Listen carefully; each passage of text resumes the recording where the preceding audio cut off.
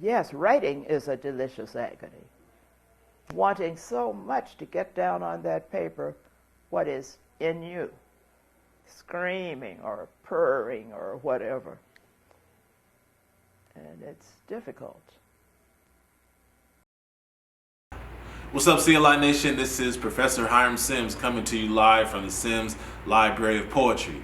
Today we're profiling Gwendolyn Brooks, who was the first African American to win a Pulitzer Prize in 1950. She also published 16 books and was the Poet Laureate of the state of Illinois for 32 years. She's Gwendolyn Brooks, and here are her top rules for writers. I give them practical aids. I ask them to read a lot of poetry, to write a lot, to keep a journal.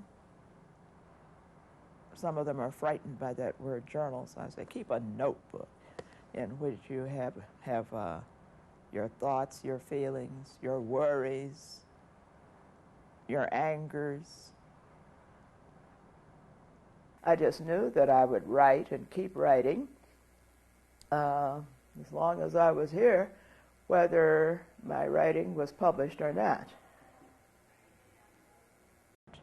There was an understanding that blacks were to think better of themselves, to have more of a respect for themselves, to care for themselves, and to certainly learn much about their heritage that many scores of them did not know.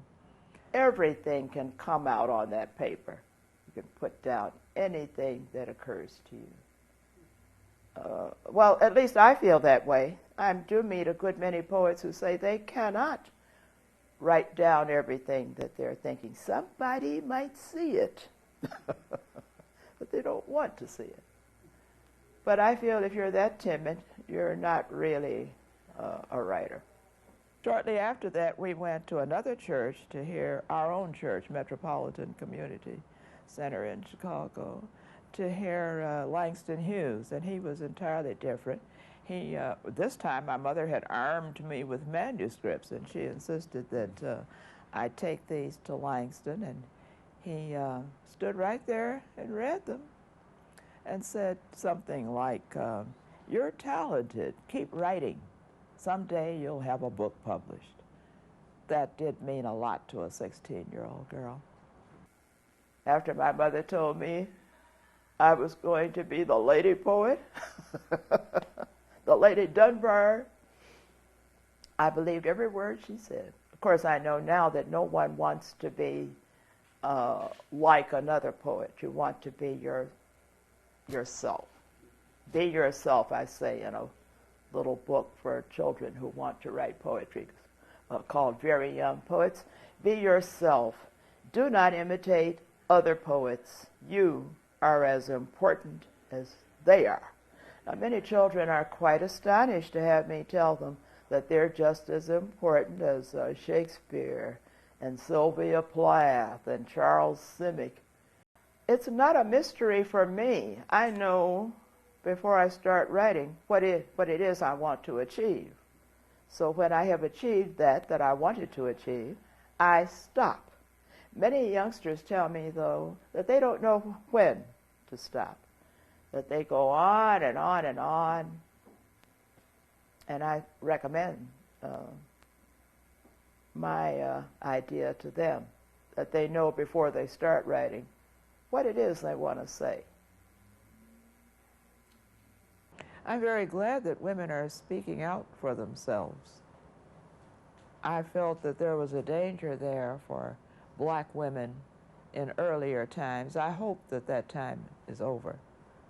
But I would often take part in panel discussions with some of the, as they were called then, women's livers. Not great people like Gloria Steinem or Betty Friedan, but others who were quite hot on the subject. And many of them hated men, hated their own men, hated any men. And I felt that was a trap that black women must not fall into, because we are lost without the understanding that if we don't pull together, well, we won't be here to pull it all. Thank you all for watching Gwendolyn Brooks' Top Rules for Writers. If you would like more information on her and her poetry, visit simslibraryofpoetry.org. Also, if you'd like more information about CLI's poetry publishing classes, please visit communitylit.org. Thank you for watching, and please click the subscribe button.